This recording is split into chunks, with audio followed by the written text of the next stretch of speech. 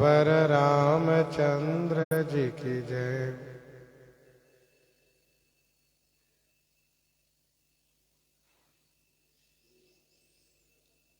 गोस्वामी जी महाराज पूर्व प्रसंग में वर्णन किए श्री परशुराम जी भगवान जनकपुर के उस रंगभूमि में आ चुके हैं।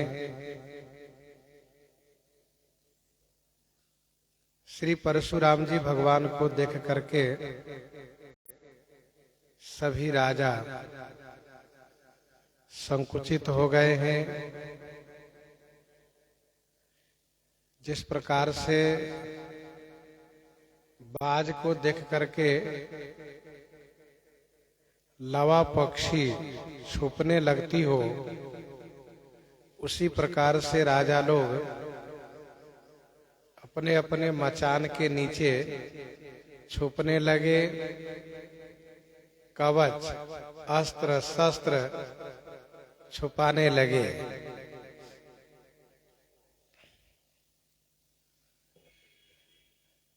श्री परशुराम जी का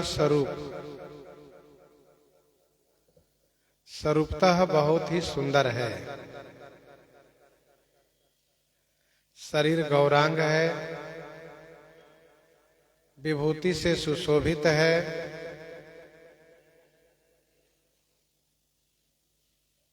विशाल भाल पर त्रिपुंड विराजित है। सिर पर जटा है, गले में रुद्राक्ष की माला है। चंद्रमा के समान मुख है, लेकिन क्रोध से मुखमंडल कुछ लालिमा को प्राप्त है। पेश उनका शांत है, अर्थात मुनि का वेश है, तपस्वी का वेश है, और उनका काम बड़ा कठिन है।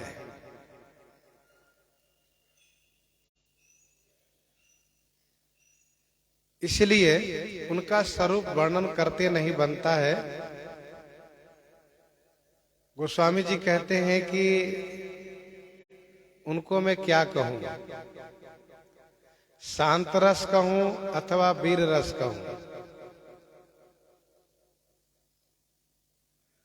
भक्तों ने पूछा, महाराज कुछ तो आप निश्चय करें।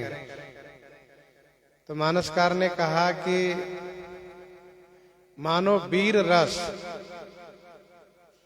मुनि शरीर बना करके राजाओं के बीच आ गए हैं। अब ये वीर रस महात्मा बन गए हैं। इसका मतलब यह है कि अब हिंसा नहीं करेंगे, अब महात्मा बन के ही रहेंगे।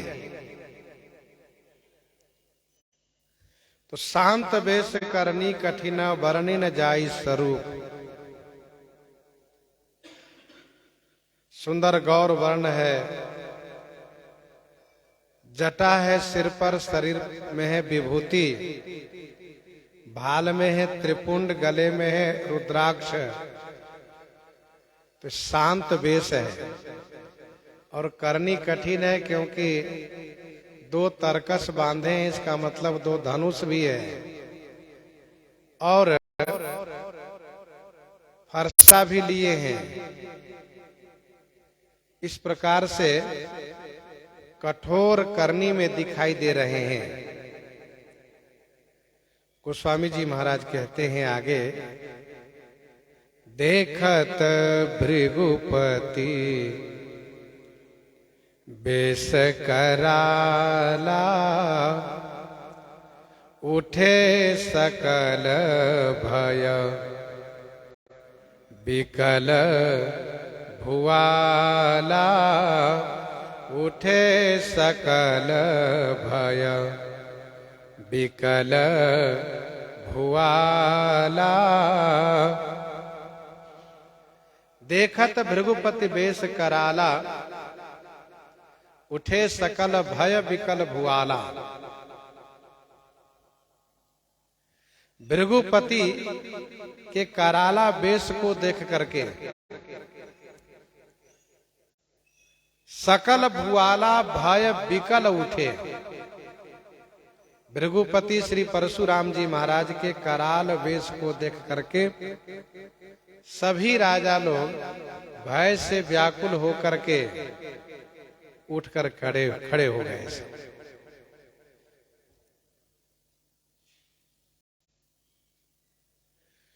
गोस्वामी जी महाराज पहले से कहते आ रहे हैं भृगुकुल भृगुपति। कहने का भाव ये है कि महर्षि भृगु ने भगवान ब्रह्मा और भगवान शिव को अनादर करते हुए भगवान विष्णु के वक्षस्थल पर पद प्रहार किए थे, तो उन्हीं के वंश में है श्री परशुराम जी। अब ये क्या करेंगे और क्या किए हैं, क्या किए हैं यह सबको विदित है, और अब क्या करेंगे ये सबको दिखाई देगा। श्री परशुराम जी महाराज का वेश कराल है। कराल माने भयंकर। गोस्वामी जी से पूछा गया, महाराज आपने अभी अभी कहा कि शांत वेश, और फिर आप कह रहे हैं कि वेश कराल, दोनों बात एक साथ। गोस्वामी जी ने कहा, भैया मैंने पहले ही कहा कि शांत वेश करनी कठिन है। वेश भले बाबा जी का है, तपस्वी का है, लेकिन इनकी करनी बहुत कठिन है। भुजबल भूमि भूप बिनु किन्ही, भुजबल भूमि भूप बिनु किन्ही, विपुल बार महिदेवन दिन्ही। यह करनी इनकी है। तो कठिन करनी के साथ इनका वेश जुड़ा हुआ है। भले ही जटाधारी हैं, विभूतिधारी हैं, माला तिलक धारी हैं, लेकिन इनकी करनी बहुत कठिन है, कठोर है। जब ये फरसा घुमाते हैं तो किसी पर कोई दया नहीं करते हैं। और ये सभी उपस्थित राजा लोग इनके बारे में जानते हैं, क्योंकि श्री परशुराम जी भगवान इस धरातल को एक बार दो बार नहीं 21 बार क्षत्रियों से रहित किया है इस धरातल पर। तो देखत भृगुपति वेश कराला, वैसे भी दो दो तरकस बांधे हैं, दो धनुष लिए हैं, फरसा लिए हैं, तो वेश तो कराल है ही। राजा लोग इस अस्त्र शस्त्र पर ध्यान दे रहे हैं, देख रहे हैं। राजा लोग देख रहे हैं कि फरसे की धारा चमचमा रही है। ऐसा नहीं कि फरसे की धारा कुंठित हो गई हो, सो नहीं, बड़ी पैनी धारा है। और बाबा श्री परशुराम जी भगवान जब फरसा लहराते हैं तो फिर कोई उनके सामने ठहर नहीं पाता है। गर्भ सर्वहि अवनि परवनि सुनि कुठार गति घोर। इसलिए गोस्वामी जी ने कहा वेश कराला। उठे सकल भय विकल भुआला। सकल भुआला माने सभी राजा भय से व्याकुल होकर के उठकर खड़े हुए। प्रश्न उठता है कि अभी अभी तो लोग खड़े हुए थे थोड़ी देर पहले। उठी उठी पहिरी सनाह अभागे, उठी उठी पहिरी सनाह अभागे, जहां तह गाल बजावन लागे। और अब फिर कहा जा रहा है कि उठे सकल भय विकल भुआला। तो इसका समाधान ये है कि अब तक जो राजा उठ करके भाषण दे रहे थे, उल्टी सीधी बातें कर रहे थे, लड़ाई झगड़े की बात कर रहे थे, वे राजा लोग जैसे श्री परशुराम जी दिखाई दिए वैसे तुरंत मचान में छुपने लगे। जिस मचान पर बैठते हैं उसी में वहीं बैठ करके छुपने लगे नीचे की ओर। छुप कर क्या कर रहे थे? कहा छुप करके कवच खोल रहे थे, अस्त्र शस्त्र छुपा रहे थे। और अब तब सब राजा नहीं उठे थे, कुछ ही लोग उठे थे। लेकिन अब सभी राजा श्री परशुराम जी भगवान के डर से, भय से व्याकुल होकर के उठकर खड़े हो गए। हम सब राजा लोग यहाँ पर एकत्र हुए हैं और श्री परशुराम जी हम सभी राजाओं को मारने वाले हैं। वैसे तब पहले उनको खोज खोज कर मारना पड़ता था, और आज सब राजा इकट्ठे हैं, उनको कहीं खोजने भी नहीं जाना पड़ेगा। भय से सब व्याकुल हो गए। भाई प्राण सबको प्रिय होता है, डर गए कि अब क्या होगा। सब इकट्ठे। आप कहेंगे बड़े बड़े वीर राजा लोग हैं। ठीक है, सब वीर राजा लोग हैं, अच्छी बात है। पवन पुरंदर कुबेरु भानु धनद से सब बड़े बड़े बलवान लोग हैं। लेकिन श्री परशुराम जी की भी अपनी प्रसिद्धि है, और जिनकी प्रसिद्धि होती है, आज भी जिनकी प्रसिद्धि होती है जिस कार्य क्षेत्र में, उनके आ जाने से उस कार्य को करने वाले चाहे कितने अच्छे कुशल क्यों न हो, एक बार वे कांप जाते हैं कि भाई गुरु आ गए। तो श्री परशुराम जी महाराज को देख करके भय से व्याकुल होकर के सब उठकर खड़े हुए। यहाँ डर से खड़े हुए, प्रेम से नहीं, डर है। नहीं खड़े होंगे तो परशुराम जी कहें क्यों रे तू बैठा कैसे रह गया। इसलिए डर से सब खड़े हो गए और सब प्रणाम करने लगे। ये भय से भक्ति है। पितु समेत कही कही निज नामा, लगे करन सब दंड प्रणामा, लगे करन सब दंड प्रणामा।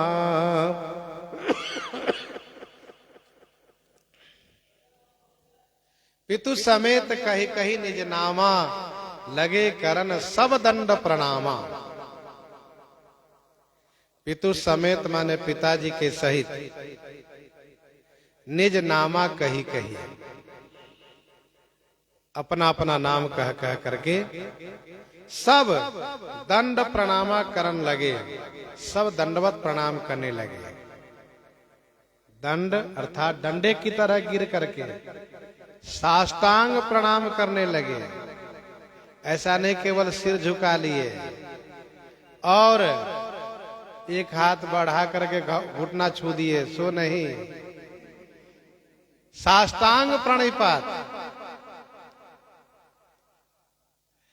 तो पितु समेत कही कही निज नामा, लगे करण सब दंड प्रणामा।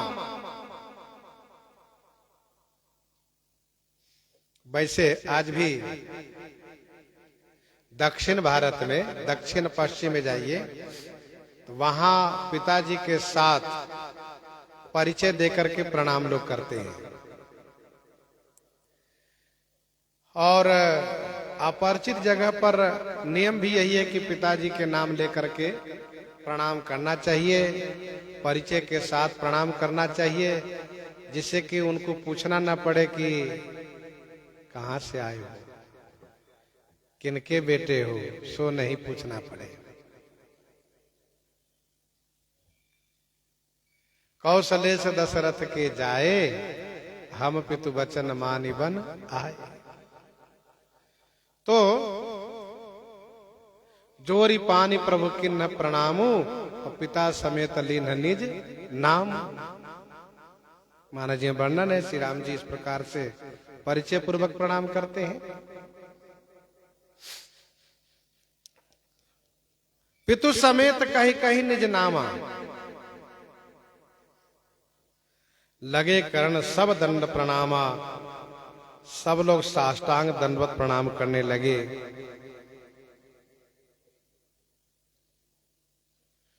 साष्टांग का कुछ नियम है।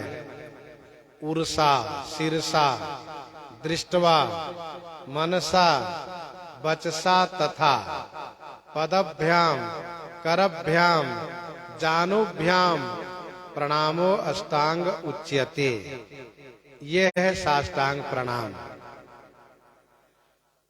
अर्थात हृदय भाग, सिर भाग, नेत्र, मन, वचन, साथ साथ दोनों पांव, हाथ, घुटना, ये सब प्रणाम में सम्मिलित होना चाहिए। जैसे वामदेव वशिष्ठ मुनि नायक, देखे प्रभु महिधरी धनुषायक, धाई धरे गुरु चरण सरोरुह। धाई धरे गुरु चरण सरोरुह। तो सभी राजा लोग प्रणाम कर रहे हैं। पिताजी के नाम लेने का मतलब इनका ये है कि भगवान, मैं उन अमुक देश के अमुक राजा का पुत्र हूं जिन्होंने आपकी कृपा प्राप्त की है, जिन पर आपने कृपा की है, मैं उन्हीं का पुत्र हूं। आशय ये है कि जिस प्रकार से आपने मेरे पिता पर कृपा की थी, तो मैं उन्हीं का पुत्र हूं, मेरे ऊपर भी आपकी कृपा हो। प्रणाम तो कर रहे हैं सब लोग, परंतु श्री परशुराम जी सबकी ओर नहीं देखते। प्रणाम करने वालों की भीड़ है, सब साष्टांग प्रणाम कर रहे हैं, लेकिन श्री परशुराम जी भगवान सबकी ओर नहीं देखते हैं। अब कुछ नाम ऐसे आते हैं जो बहुत परिचित में है, तो उसकी ओर देख देते हैं। जेहि शोभाय चित बहि हित जानी, सो जानई जनु आयु खुटानी। सो जानई जनु आयु खुटानी। जेहि शोभाए चित बहि हित जानी। जेहि शोभाए चित बहि हित जानी। जेहि जिन्हें, शोभाए माने स्वाभाविक रूप से। अच्छा तुम उसके लड़के हो, यह मन में विचार करके। और हित जानी माने प्रेम जान करके, चित्त वही माने देखते। हित जानी माने प्रेम जान करके, उसके प्रेम को जान करके, उसके पिता का प्रेम था मेरे प्रति, यह जान करके चित्त वही माने देखते। बेचारा कांप जाता है।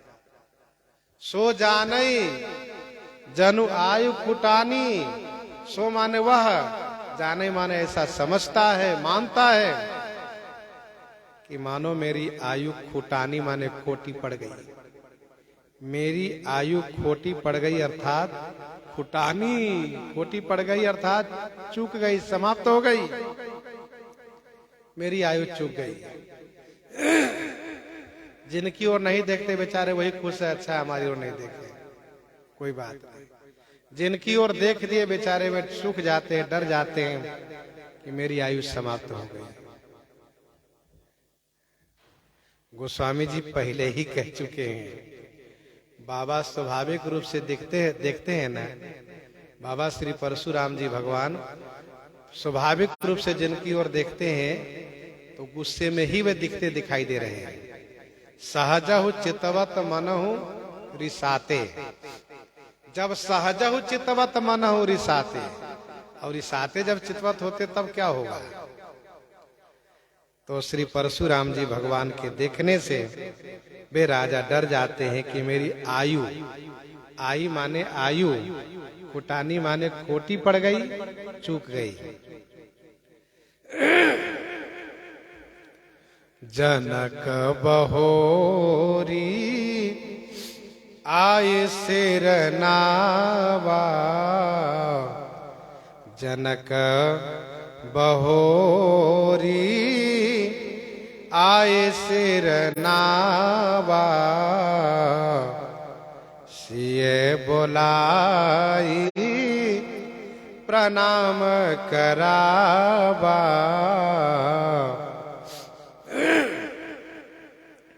सब राजा लोग प्रणाम कर रहे हैं।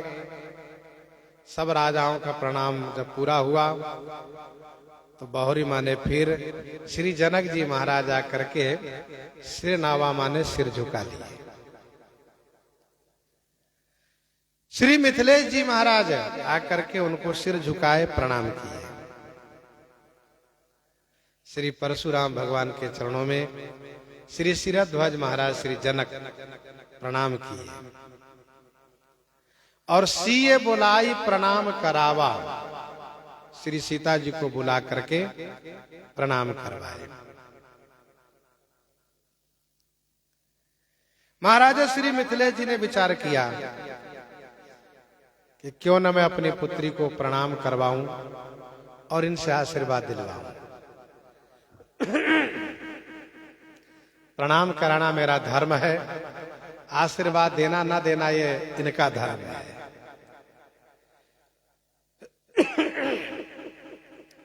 सीए बुलाई प्रणाम करावा, यह भगवान की प्रेरणा से ही हुआ ऐसा। और जैसे ही महाराज श्री मिथिलेश जी ने श्री किशोरी जी को बुला करके प्रणाम करवाया तो श्री परशुराम जी भगवान अब जाकर के बोले। अब तक बोल नहीं रहे थे, केवल देख दे रहे थे।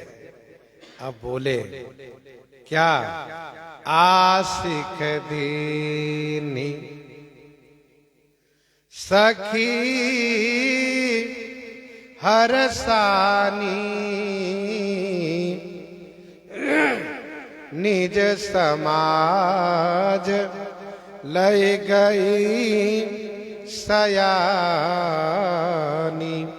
निज समाज लय गई सयानी।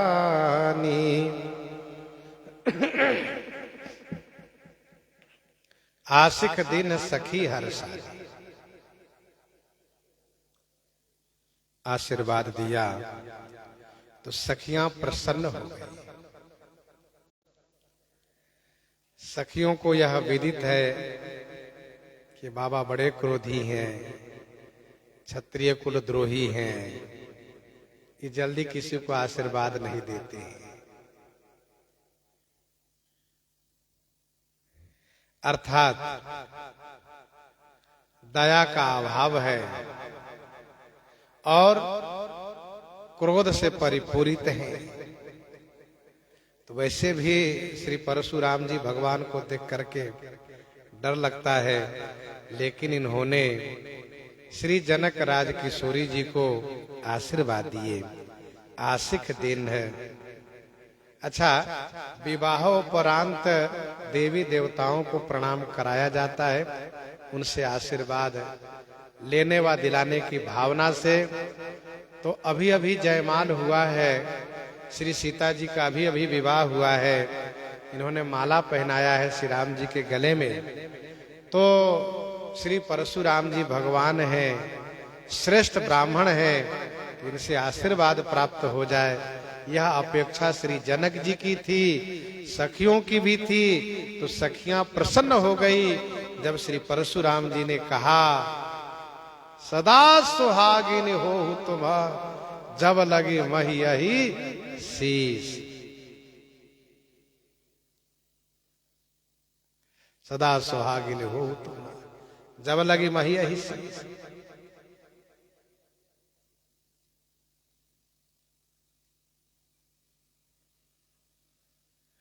तो आशिक दिन सखी हरसानी,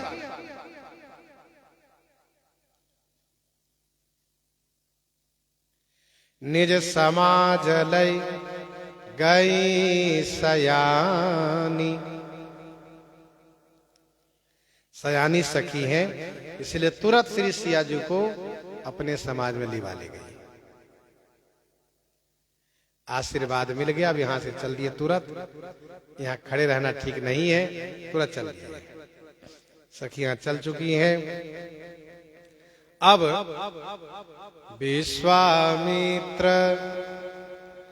मिले पुनि आई, पद सरोज मिले दो भाई। विश्वामित्र मिले पुनि आई, पद सरोज मिले दो भाई।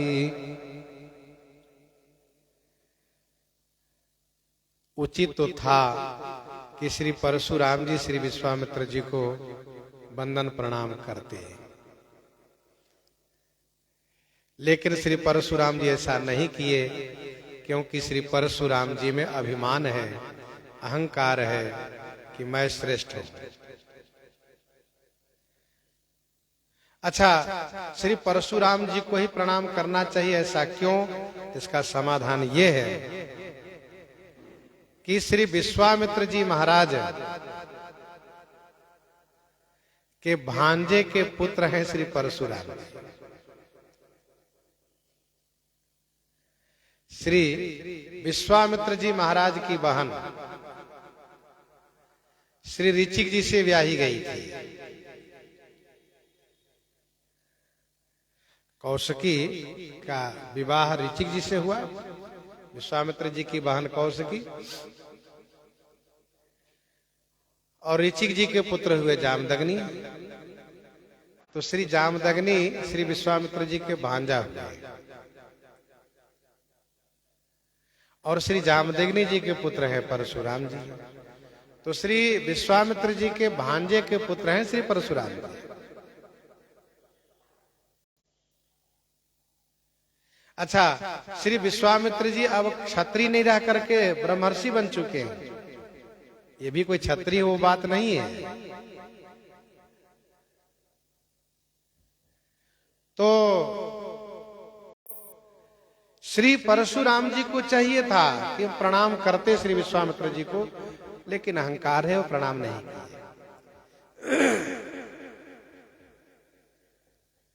देख रहे एक तरफ सब मुझे प्रणाम कर रहे, फिर मैं क्यों प्रणाम करूं? ये बड़प्पन, बड़े बड़े होने का ईमान। अब जहां एक तरफ से 99 लोग प्रणाम करें आपको और एक को आपको प्रणाम करने का धर्म है, तो आप अभिमान सोचते अब हम कैसे प्रणाम करें, हमारी प्रतिष्ठा चली जाएगी। लेकिन ये अहंकार का पहचान होता है। अच्छा, महर्षि विश्वामित्र जी क्यों मिलने आए? विश्वामित्र मिले पुनि आई, आकर के मिले हैं। मिले तो गले से लग करके मिलेंगे। मिले पुनि आई का मतलब गले से लग करके मिले हैं। महर्षि विश्वामित्र जी क्यों मिलने आए? उनको क्या गरज पड़ी थी? तो इसका समाधान ये है कि श्री विश्वामित्र जी महाराज इस समय में श्री चक्रवर्ती महाराज दशरथ जी का पद भी संभाले हुए,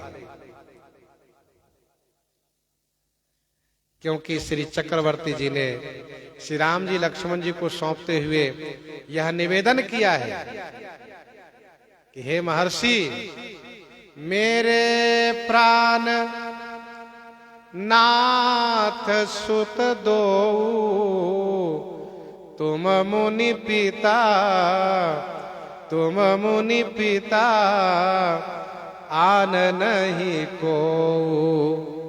मेरे प्राण नाथ सुत दो, तुम मुनि पिता, आन नहीं को।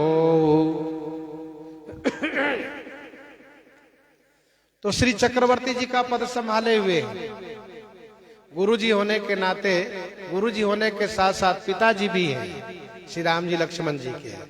तो श्री राम जी लक्ष्मण जी को आशीर्वाद दिलाने के लिए, उनसे प्रणाम कराने के लिए विश्वामित्र मिले पुनि आई, पद सरोज मेले दो भाई, पद सरोज मेले दो भाई। विश्वामित्र मिले पुनियाई, पद सरोज मेले दो भाई। श्री राम जी लक्ष्मण जी दोनों भाई को महर्षि विश्वामित्र जी श्री परशुराम भगवान के चरण में मेले माने डाल दिए। पुनि चरणन मेले सुतचारी। जैसे श्री चक्रवर्ती जी महाराज वैसे श्री विश्वामित्र जी महाराज पद सरोज मेले दो भाई। श्री विश्वामित्र जी ने कहा, हे रघुनंदन, ये श्री परशुराम जी भगवान है, आप इनके चरणों में प्रणाम करिए, आशीर्वाद प्राप्त कीजिए। तो पद सरोज मेले दो भाई।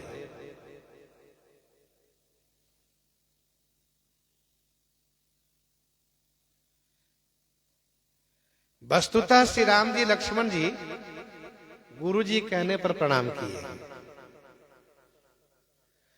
गुरु जी के आदेश को पालन किए हैं, क्योंकि आगे लीला कुछ और होनी है। तो प्रणाम करने के बाद फिर इस प्रकार से उनसे बहस करना, उनसे इस प्रकार से बात करना शोभनीय नहीं है, लेकिन गुरु जी के आदेश से प्रणाम किए। पद सरोज मेले दो भाई, चरण में डाल दिए। श्री राम जी लक्ष्मण जी उनके चरण में प्रणाम किए। श्री परशुराम जी भगवान ने श्री महर्षि विश्वामित्र जी की ओर देखा, आंख से इशारा किया, कहां पाए हो, इतने सुंदर चेला कहां पाए हो। तो श्री विश्वामित्र जी महाराज ने कहा, राम लखन, हे भार्गव, ये सामने श्री राम जी हैं और ये गोरे कहा श्री लक्ष्मण जी हैं। राम लखन, और आपने तो नाम सुना ही है ना, चक्रवर्ती सम्राट महाराज दशरथ जी का कहा, तो दशरथ के ढोटा, ये उनके चक्रवर्ती राजकुमार कहा।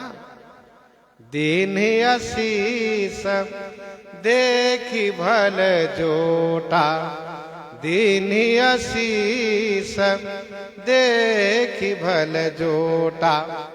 भल माने अच्छी, जोटा माने जोड़ी देख करके श्री परशुराम जी भगवान आशीर्वाद दिए, चिरंजीवी भव, यशस्वी भव, विजयी भव, कीर्तिमान भव, इस प्रकार से खूब आशीर्वाद। राम लखन दशरथ के ढोटा, दीन आशीष देखी भल जोटा। राम लखन दशरथ के ढोटा, दीन आशीष देखी भल जोटा। गोस्वामी जी कहते हैं, श्री विश्वामित्र जी प्रणाम कराए इसलिए आशीर्वाद नहीं दिए हैं, तो श्री चक्रवर्ती जी महाराज का पुत्र है इसलिए आशीर्वाद दिए हैं, कहा नहीं, उससे भी आशीर्वाद नहीं दिए। तो कहा अच्छी जोड़ी देख करके, श्री राम जी लक्ष्मण जी की मनोहारिणी जोड़ी देख करके, मनोहर जोड़ी देख करके श्री परशुराम जी भगवान आशीर्वाद दिए, और इसलिए कहा दे नहीं आशीष देखी भल जोटा। कवितावली बालकांड 20 और 21 पद में पढ़ना चाहिए। श्री परशुराम जी भगवान ने पूछा है महर्षि विश्वामित्र जी से, ये कहो किनके पुत्र हैं। तब श्री विश्वामित्र जी महाराज ने जवाब दिया है, मख राखिबे को काज, राजा मेरे संग दय। तो श्री विश्वामित्र जी महाराज श्री राम जी लक्ष्मण जी का परिचय दिए हैं और वीरता पूर्वक परिचय दिए हैं, किस प्रकार से इन दोनों ने यज्ञ की रक्षा की है और किस प्रकार से अहिल्या का उद्धार किया है, ये सभी बात सुनाए। दीनिया शीस देखी भल जोटा, अच्छी जोड़ी देख करके खूब आशीर्वाद दिया। और आशीर्वाद देने के बाद श्री राम जी पर इनकी दृष्टि स्थिर हो गई। राम ही चितई रहे थकी लोचन, रूप अपार मार मद मोचन। राम ही चितई रहे थकी लोचन, रूप अपार मार मद मोचन। ये हमारे श्री रघुनाथ जी का अनुपम सौंदर्य है, माधुर्य है। इनको देखने के बाद क्रोधी का क्रोध शांत हो जाता है, समाप्त हो जाता है। विरोधियों का बैर भाव समाप्त हो जाता है। राम ही चितई रहे थकी लोचन, मार मद मोचन अपार रूप। चितई मार मद मोचन अपार रूप वाले राम ही चितई लोचन थकी रहे। अर्थात मार माने कामदेव के मद को, मोचन माने छुड़ाने वाले। अपार रूप वाले श्री राम जी को देख करके श्री परशुराम जी भगवान का नेत्र थकी रहे, माने स्थगित रह गए, जड़वत रह गए। अब श्री परशुराम जी भगवान का नेत्र बिल्कुल स्थिर हो गया और लगता है कि इनका नेत्र क्रोध से, गुस्सा से मुक्त हो गया। अब ये परम आनंद को प्राप्त कर गया नेत्र, और मानो यह नेत्र अपनी निधि को पा करके अनुरक्त हो गया। ध्यान दीजिए, वैसे चारों भाई सुंदर हैं, चारु शील रूप गुण धामा, फिर भी श्री राम जी विशेष हैं। तदपि अधिक सुख सागर रामा। श्री राम जी को देखने वाले सब जड़वत हो जाते हैं। थके नारी नर प्रेम पियासे, थके नारी नर प्रेम पियासे, मनहु मृगी मृग देखी दिया से। छवि समुद्र हरि रूप बिलोकी, एकटक रहे नयन पट रोकी। गीतावली बालकांड 62 पद में गोस्वामी जी ने लिखा, शील सुधा के आगार, सुखमा के पारावार। शील सुधा के आगार, सुखमा के पारावार, पावतन पैरी पार, पैरी पैरी थाके।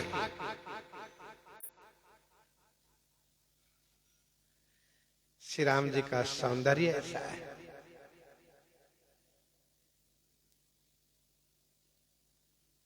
राम ही चितई रहे थकी लोचन, रूप अपार मार मद मोचन। एक टीकाकार ने ये कहा है कि श्री परशुराम जी भगवान श्री मरीचि जी से श्री राम मंत्र प्राप्त करके और फिर श्री राम मंत्र का जाप करते हुए श्री राम जी की आराधना किए, तो श्री राम जी प्रकट होकर के इनको दर्शन दिए और दर्शन दे करके अपना धनुष सौंपते हुए यह कहते हुए कि जब मेरा अवतार होगा तो मैं आपसे यह धनुष पुनः ले लूंगा। अंतर ध्यान हुए।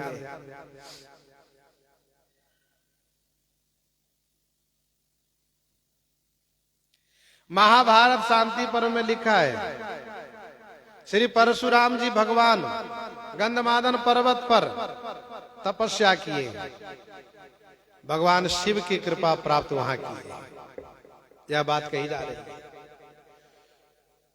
तो राम ही चितई रहे थकिलोचन, रूप अपार मार मद मोचन। मार माने कामदेव के मद को, मोचन माने छुड़ाने वाले, नष्ट करने वाले। यह श्री राम जी का अपार रूप है। अंग अंग पर बारी हहीं, कोटि कोटि सत काम। कोटि मनोज लजाव निहारे, सुमुखी कहु को आहि तुम्हारे। श्याम शरीर सुभाय सुहावन, शोभा कोटि मनोज लजावन। अद्भुत अलौकिक अनुपम सौंदर्य है श्री राम जी का। श्री परशुराम जी भगवान तो बिल्कुल मगन हो गए, देखते रह गए श्री राम जी को। सामने श्री राम जी हैं, श्री परशुराम जी का पलक गिरना बंद हो गया। देख रहे हैं, देखते जा रहे हैं, देखते जा रहे हैं।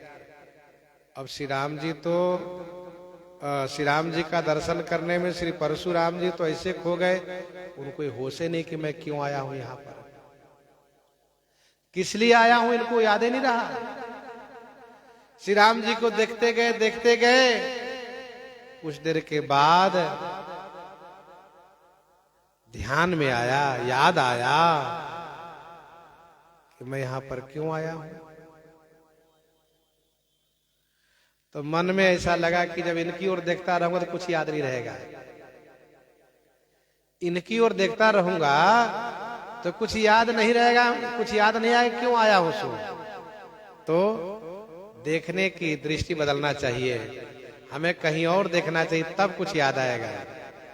तो बहुरी बिलो के विदेह सना, कहु कायति भीर। पूछत जानी अजान जिमी, व्याप्यो कोप शरीर। व्याप्यो कोप शरीर।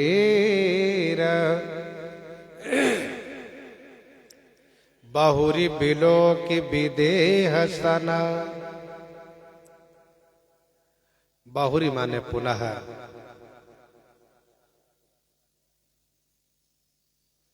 विदेह राज्य की ओर देखा। बहुरी बिलो की विदेह सना। तब ध्यान में आया कि मैं तो किसी और काम से आया हूं। तो पूछा, विदेहराज कहूं माने कहिए, अति भीड़ क्यों है, अति भीड़ क्यों है।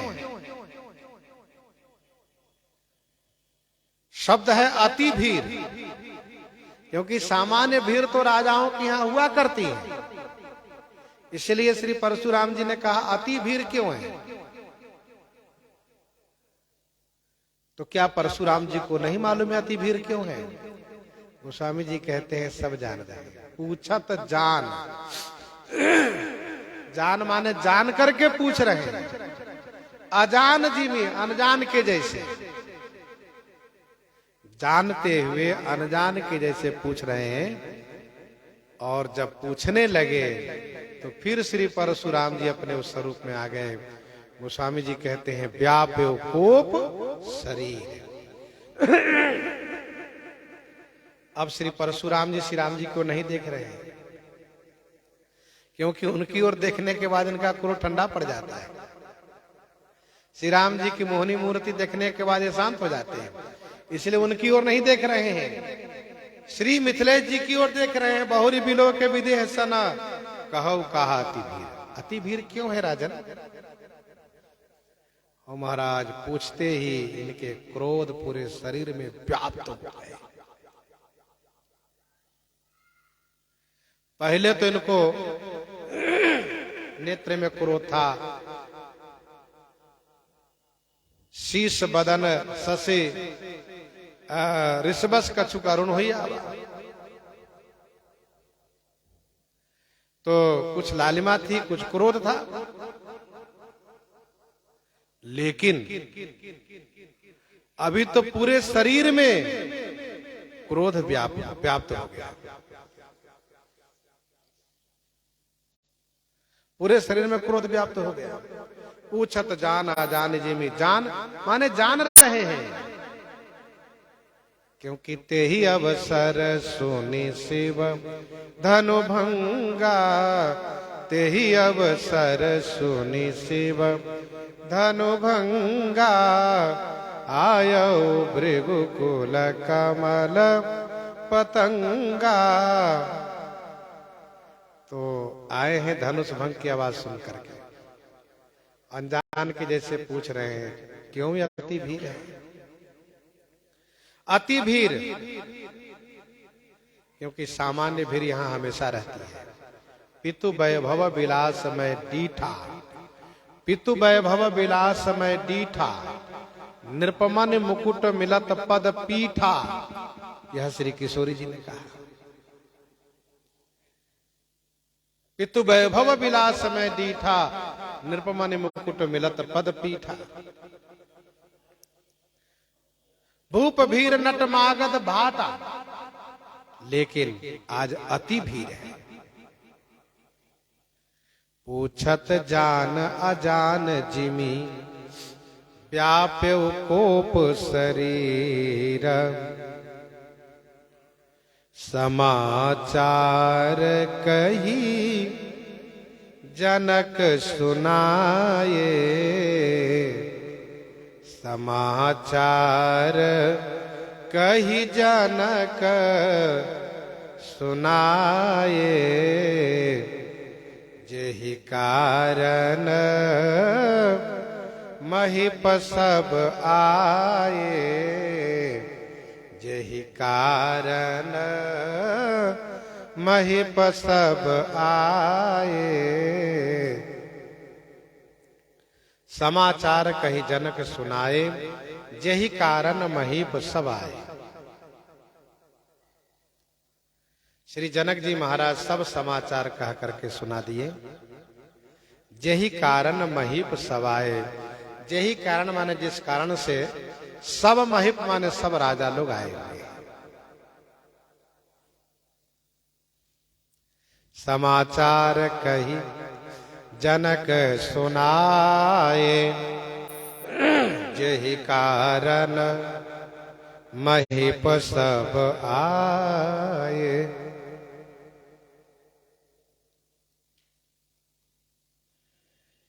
श्री जनक जी महाराज ने कहा, भगवान जो धनुष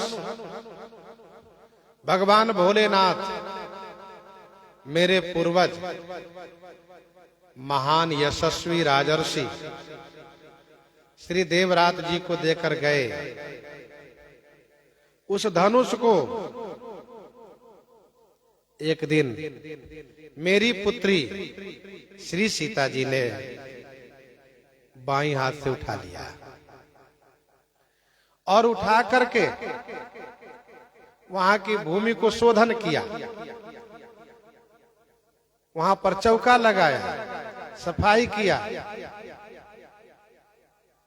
जब मैंने जाना तो मुझे बड़ा आश्चर्य हुआ कि जो धनुष किसी से नहीं उठ पाता है, उसको मेरी पुत्री ने बाईं हाथ से उठा लिया। दाहिने हाथ से उन्होंने भूमि का शोधन किया। तब मैंने विचार किया कि मेरी पुत्री के योग्य वर मिलना चाहिए। फिर मैंने व्रत उपवास पूर्वक उसके आसन पर भूमि पर शयन किया, तो भगवान शिव की ऐसी आज्ञा मिली कि जनक धनुष को प्रण में रखो, तुम्हारी पुत्री का योग्य वर प्राप्त होगा। सो महाराज इसीलिए ये सभी राजा लोग आए हुए हैं। अच्छा, श्री परशुराम जी ने ये नहीं पूछा है कि धनुष किसने तोड़ा है, इसलिए श्री जनक जी महाराज भी इस विषय पर चुप रह गए। श्री परशुराम जी का प्रश्न था कहु काति भीर, तो बता दिया कि मेरी बेटी ने धनुष को उठा लिया था, इसलिए ईश्वरीय प्रेरणा से मैंने धनुष को प्रण में रखा और इसी के लिए राजा लोग यहाँ पर आए हुए हैं। तो श्री परशुराम जी तो धनुष टूटने की आवाज सुनकर ही आए हैं। तही अवसर सुन शिव धनु भंगा, पर भुवन घोर कठोर रब रवि बाज तजी मार्ग चले। घोर आवाज सुनकर आए हैं। तो श्री परशुराम जी ने जब सुना कि धनुष को प्रण में रखा, अरे धनुष को पूजा के लिए दिया गया था, प्रण में रखने के लिए थोड़ा दिया गया था, पूजा करने के लिए दिया गया था, तोड़वाने के लिए नहीं। तो देखूं तो धनुष की क्या दशा है। इसलिए सुनत बचन फिरी अनत निहारे, सुनत बचन फिरी अनत निहारे, देखे चाप खंड मही डारे, देखे चाप खंड मही डारे। सुनत बचन फिर अनत निहारे, देखे चाप खंड मही डारे। सुनत बचन, बचन सुनते ही, फिर माने घूम करके, अनत माने अन्यत्र, अन्यत्र किधर, धनुष की ओर, निहारे माने श्री परशुराम जी भगवान ने देखा। क्या देखा? चाप खंड मही डारे देखे। चाप माने धनुष को खंडित करके, मही माने भूमि पर डाले हुए देखा। आहा, श्री परशुराम जी को बड़ा दुख हुआ, मेरे गुरु जी के धनुष को तोड़वा दिया इसने। बहुत दुख हुआ और बहुत क्रोध भी आया। सुनत बचन फिर अनत निहारे, धनुष को प्रण में रखा था, तुरंत देखा धनुष को, जैसे देखा वैसे देखा वो धनुष, आहा, वो धनुष तोड़ करके भूमि पर डाले। ऐसी दुर्दशा धनुष की हो गई।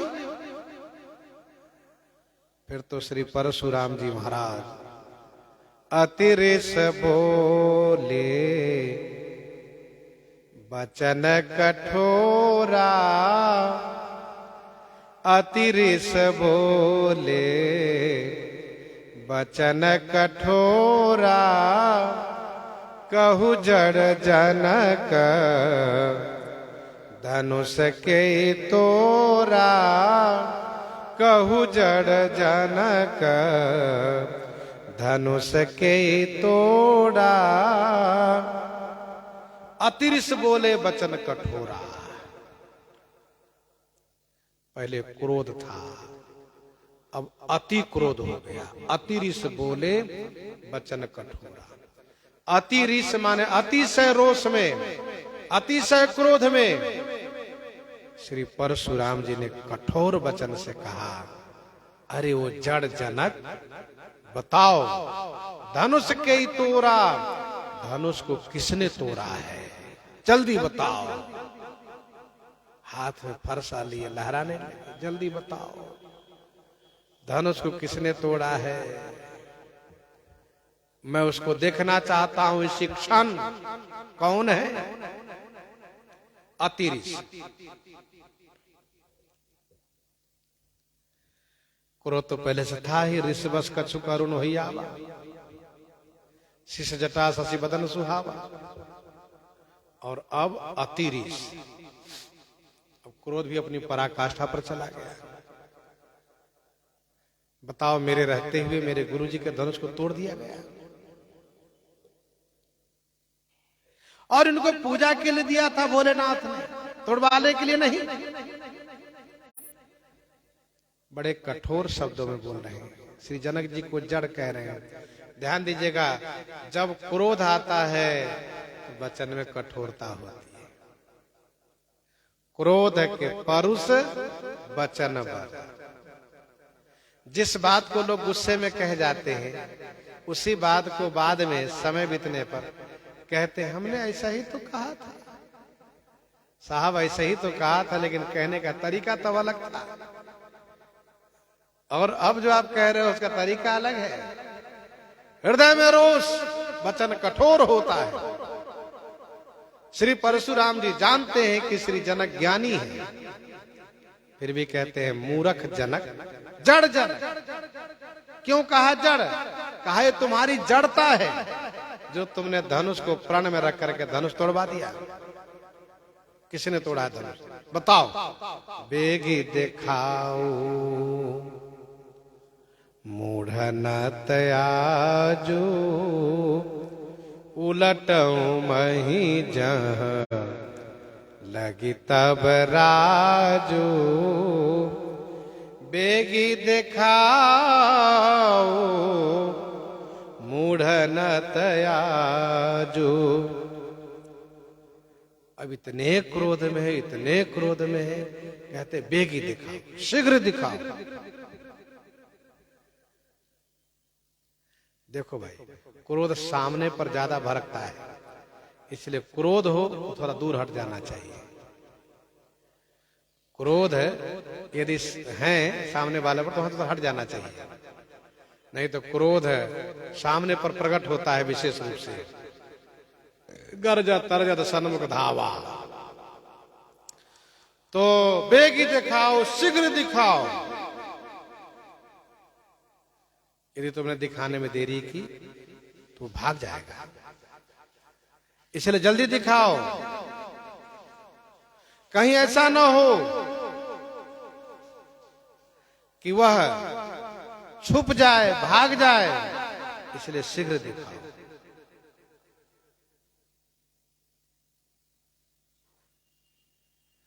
श्री परशुराम जी कहते हैं दिखाओ, बताओ नहीं, दिखाओ। केवल नाम मात्र मत कहना अमुक ने धनुष तोड़ दिया है, क्योंकि जब तुम नाम बता दोगे तो मैं ढूंढूंगा कौन है ये अमुक व्यक्ति, अमुक नामधारी कौन है। इसी बीच वो धीरे से यहां से खिसक लेगा। इसीलिए मुझे दिखाओ, सामने कराओ कि इसने धनुष तोड़ा है, बस सामने कराओ, दिखा दो, फिर मुझसे निपटता हूं। बेगी दिखाओ मूढ़ न त आजू। लेकिन श्री जनक जी महाराज बिल्कुल शांत है। श्री परशुराम जी बड़े गुस्से में उनको डांट रहे हैं, जल्दी दिखाओ। परशुराम जी डांट रहे हैं तो श्री जनक जी अपना सिर नीचे किए हुए खड़े, कुछ नहीं बोल रहे। तब श्री परशुराम जी कहते हैं अरे वो मूढ़क, नहीं दिखाओगे ना तो आज इसी क्षण जहां लही तब राजू। जहां लही माने जहां तक, जहां लगी माने जहां तक, तब माने तुम्हारा राज्य है। मही उलटाऊं, मही माने भूमि उलट दूंगा, भूकंप ला दूंगा, और उतना ही भाग नष्ट करूंगा जहां तक तुम्हारा राज्य है। इससे क्या बिगड़ेगा? कहा इससे यह बिगड़ेगा कि तुम्हें नरक जाना पड़ेगा, क्योंकि तुम अपनी प्रजा की रक्षा नहीं कर सकोगे। तुम्हारे रहते हुए सारी प्रजा नष्ट हो जाएगी, तो तुम्हें नरक मिलेगा। जा सुराज प्रिय प्रजा दुखारी, जा सुराज प्रिय प्रजा दुखारी, सो नृपावसी नरक अधिकारी। बेगी दिखाओ मूढ़ न तयाजू, उलटऊ मही जहां लही तब राजू। श्री परशुराम जी भगवान कहते हैं तुम्हारा ही राज्य नष्ट करूंगा, बाकी सब नहीं। आज भी भूकंप जिस राज्य में होता है वही राज्य नष्ट होता है। आसपास में उसका झटका लगता है, लेकिन वह नष्ट हो जाता है जहां भूकंप होता है। तो कहा जहां तक तुम्हारा राज है वहीं तक भूकंप करूंगा, और ऐसा भूकंप करूंगा कोई दिखाई नहीं देगा। जब बड़ा भूकंप होता है, कुछ पुराने लोग बताते हैं कभी भूकंप आया था बड़ा भयानक विनाशकारी। विदेशों में तो अभी कुछ ही दिन पहले पिछले सप्ताह ही भूकंप आया है, बड़ी संख्या में लोग मारे गए हैं। तो कुछ वर्ष पहले नेपाल में भूकंप आया था। तो भूकंप जब आता है, तो किसी जमाने में भारत में भूकंप आया था, तो वो भूकंप जहां की बिल्कुल पहाड़ में, जहां पहाड़ हो वहां तालाब हो जाता है, जहां तालाब वहां पहाड़ बन जाता है, भूमि फट जाती है, वहां से पानी निकलता है और ऊंचे टीले धस जाते हैं, जहां खाई है वहां ऊंचा हो जाता है, बड़े बड़े मकान बिल्डिंग सब धस जाते हैं, ये स्थिति बनती है।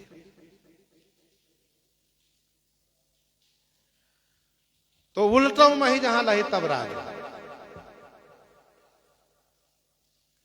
वैसे भूकंप की बात हम लोग भी सुनते रहते हैं, और कुछ वर्ष पहले भूकंप का झटका जब नेपाल में बहुत तबाही मची थी, तो अयोध्या जी में भी उसका असर दिखा था। तो एकदम से मध्याह्न काल में हिलने लगा, घर मकान सब में हिलने लगा सब। तो भूकंप में इस तरह की जो बातें होती, भूकंप वाली बात हर कोई समझते हैं, उलटों में ही जहां लही तब राजू। लेकिन महाराजा श्री जनक जी कुछ नहीं बोल रहे हैं, चुप मौन हो गए। महाराज आप क्यों नहीं बोल रहे हैं? कहा मुझे नहीं बोलना है, और ये तो भूकंप ला देंगे, प्रजा नष्ट कर देंगे। कहा कोई बात नहीं, मैं श्री राम जी का नाम नहीं बताऊंगा, चाहे कुछ भी हो जाए, मैं मर जाऊं, मेरी प्रजा मर जाए, मैं उसकी चिंता नहीं करता हूं, पर श्री राम जी का नाम तो नहीं बताऊंगा। ये श्री राम जी में अतिशय प्रेम है मिथिलेश जी में। अति डर उतर देत निरपनाही, अति डर उतर देत निरपनाही, कुटिल भूप हरसे मन माही, कुटिल भूप हरसे मन माही। अति डर उतर देत निरपनाही, अति डर उतर देत निरपनाही। श्री जनक जी महाराज अति डर के कारण उत्तर नहीं दे रहे हैं। डर है प्रजा नष्ट होने का, और अति डर है श्री राम जी के नुकसान होने का। श्री राम जी का नाम बता दूंगा तुरंत फरसा चला देंगे, तो इसलिए नहीं बताऊंगा। क्रोध का वेग होता है, तो अति डर उतर देत निरपनाही, कुटिल भूप हर से मन माही। ये कुटिल राजा लोग मन में बड़े प्रसन्न हो गए, और साधु राजा मन में बड़े दुखी हो गए। कुटिल राजा बड़े खुश हो रहे हैं, करो धनुष के प्रण, अब उत्तर दो, जवाब दो।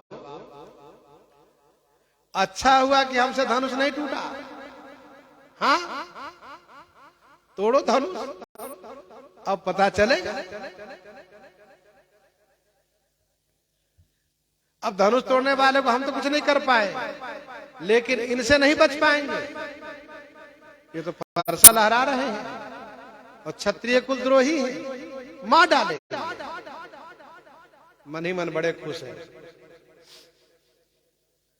प्रश्न ये उठता है कि बड़े खुश है तो बोल क्यों नहीं दे रहे हैं? बोल दे, बोल दे कि इन्होंने धनुष तोड़ा है, बोल दे। अभी तो बोल रहे थोड़ी देर पहले, लेहू छड़ाई सी को धरी बांधो निर्बार, बोल दे इनसे। तो इसका समाधान है, डर रहे हैं। यदि बोलने में कहीं जिह्वा लड़खड़ा गई और बोलने में कहीं ये उनको कहने का यदि अपने कहा गया अथवा बगल वाले कहा गया, किसी और अपने राजा कहला गया, यदि जिह्वा लड़खड़ाए तो परशुराम जी देरी नहीं करेंगे। और सबसे बड़ी बात ये है कि अभी अभी श्री परशुराम जी भगवान श्री राम जी को देख करके मगन हो गए थे। यदि ये कुटिल राजा कह भी दे इन्होंने धनुष तोड़ा है, तो परशुराम जी कहें क्यों रे, इन्होंने धनुष तोड़ा है, तुम अपने आप को बचने के लिए बालक का नाम ले रहे हो और फिर ज्यादा बोलेंगे नहीं, तुरंत काम तमाम कर देंगे। इसलिए डर के मारे बोल भी नहीं रहे, मन ही मन खुश हो रहे हैं। और ये तो खल का स्वभाव होता है। जब काहू के देख ही विपत्ति, सुखी भय मानव जग निरपति।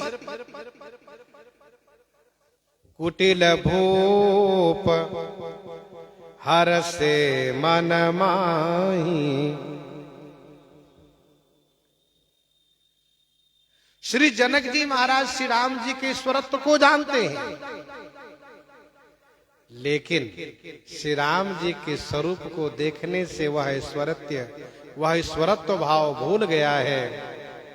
श्री राम जी की कोमलता पर इनका ध्यान है, इसीलिए श्री राम जी के बारे में नाम नहीं ले रहे हैं। गोस्वामी जी कहते हैं, सुर मुनि नाग नगर नर नारी, सोचहि सकल त्रास उर भारी।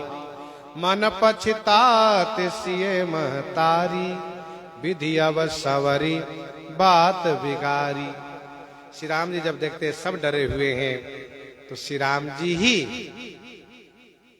बोलना प्रारंभ करते हैं।